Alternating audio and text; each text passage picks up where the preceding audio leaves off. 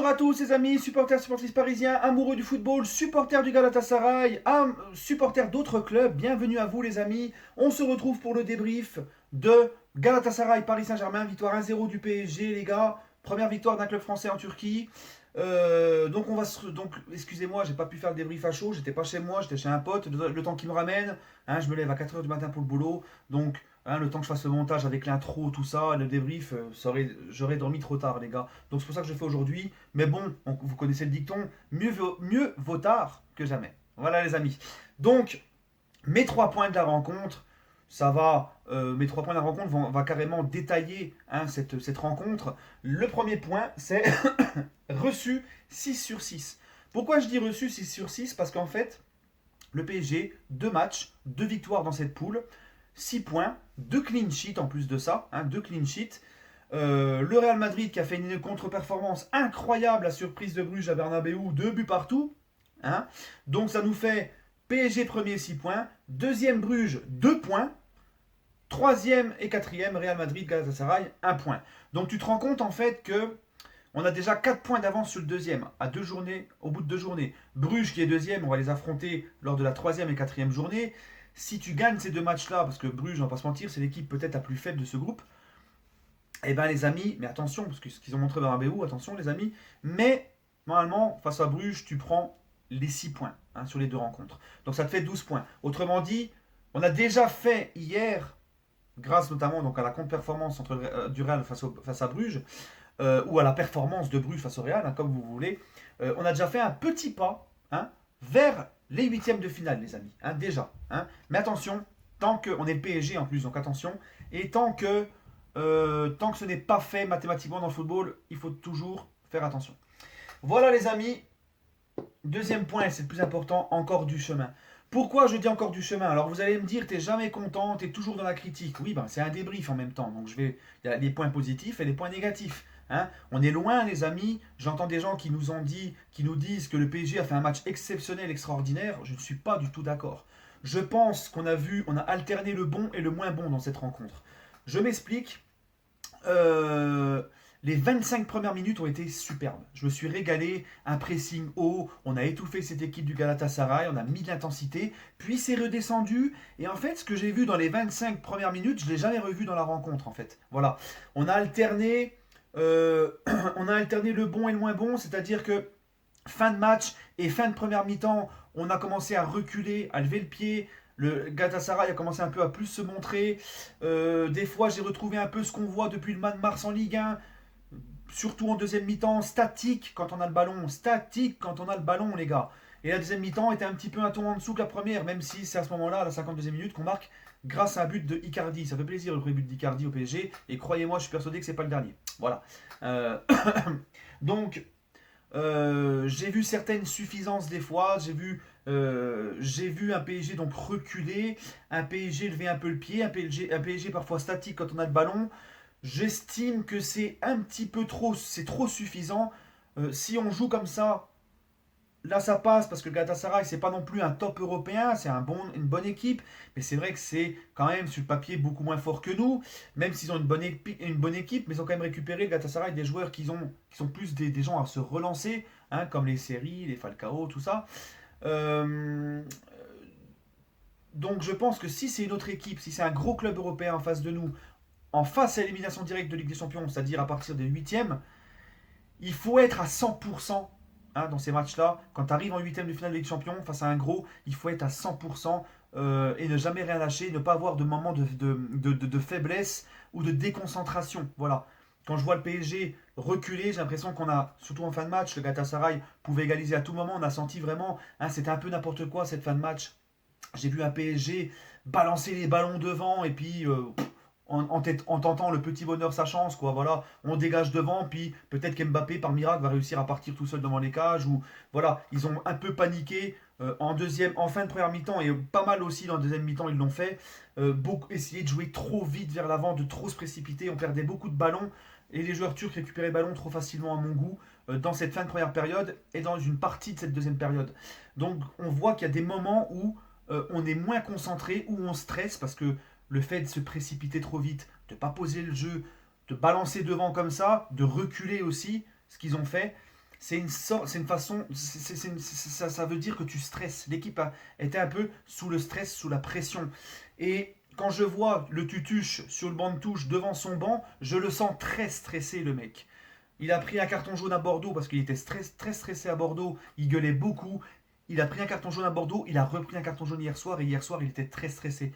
Et on disait qu'Emery, eh ben, faisait ressentir son stress à son équipe. Eh ben, Tuchel, c'est pareil, les gars. Hein. Donc, si on arrive en huitième de finale de Ligue des Champions, il faudra être de A à Z à 100%, ne jamais rien lâcher et pas de déconcentration. Parce que la Ligue des Champions, ça se joue à ça, les gars. Ça se joue, ça sera l'équipe qui aura été le plus concentrée le long du match. La moindre déconcentration peut te coûter la qualification, enfin, peut te coûter, peut même t'éliminer, voilà. Donc, attention, les amis, encore du chemin du côté du Paris Saint-Germain. Encore du chemin, beaucoup de lacunes et beaucoup aussi d'individualisme de certains. Et ça, on en vient donc à mon troisième point, les amis. J'insiste, le collectif. Le collectif, bordel.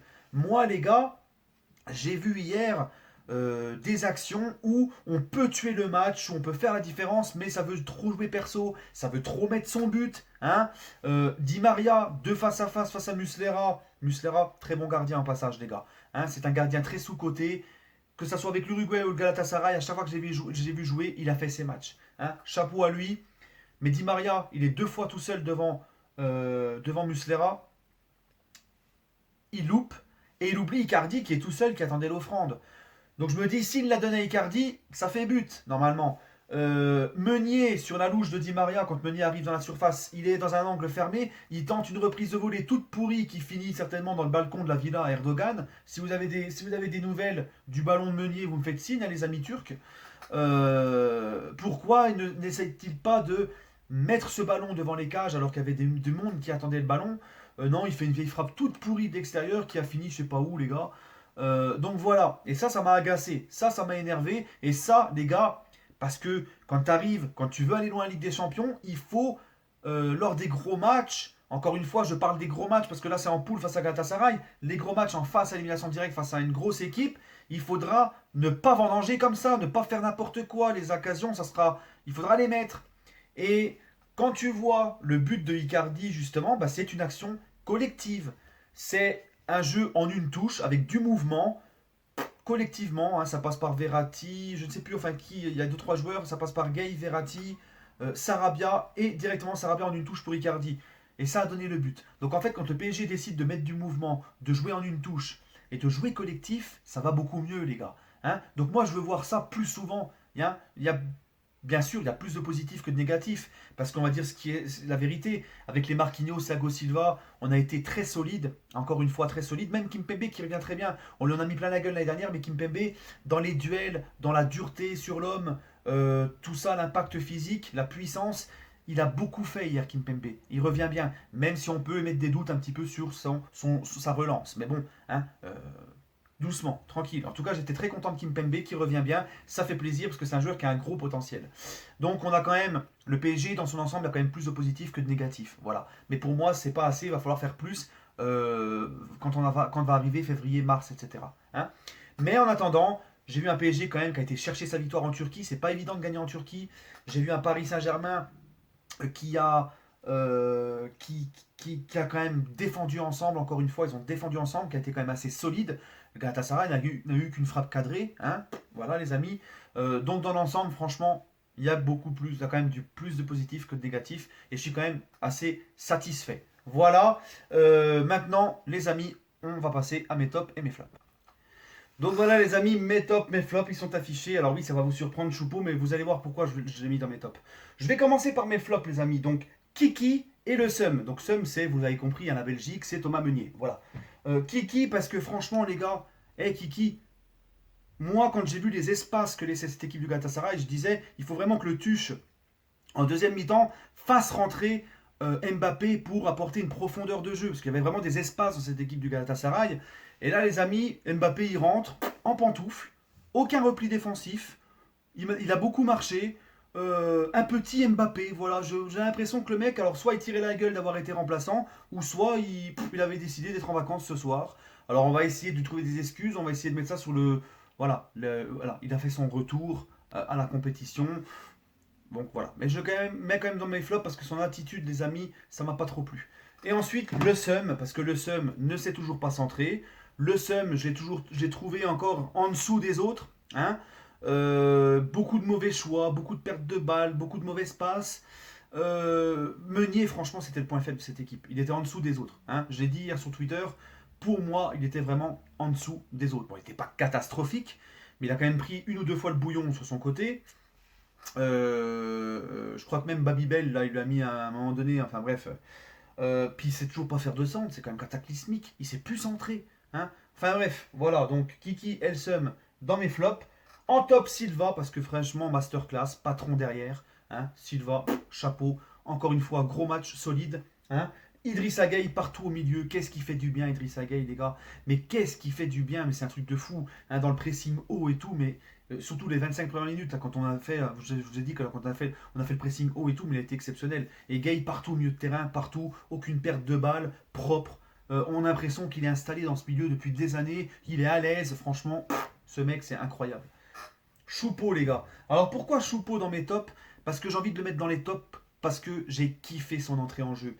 Il a apporté beaucoup de choses, il a fait du repli défensif, il a joué en une touche de balle, il a perdu aucun ballon, tout ce qu'il a fait c'était bien et c'était intelligent. Et moi j'ai aimé son attitude dans son entrée en jeu. Et pourquoi je le mets en top et pourquoi je veux en parler? Parce que tout le monde se fout de sa gueule, mais quand il fait des bonnes choses, bah, je trouve qu'il n'y a pas assez de monde qui en parle en fait. D'accord? Et ben moi je veux en parler, j'en ai parlé, Choupeau, chapeau. Voilà, voilà, tout simplement. Moi une entrée comme ça. Et vous avez vu, il a été repositionné sur son côté gauche, il est beaucoup mieux qu'en neuf. Hein. C'est à signaler, c'est à signaler aussi ça. Voilà les amis, bah écoutez, donnez-moi vos tops, vos flops, votre ressenti. Sur ce, prenez soin de vous et allez Paris.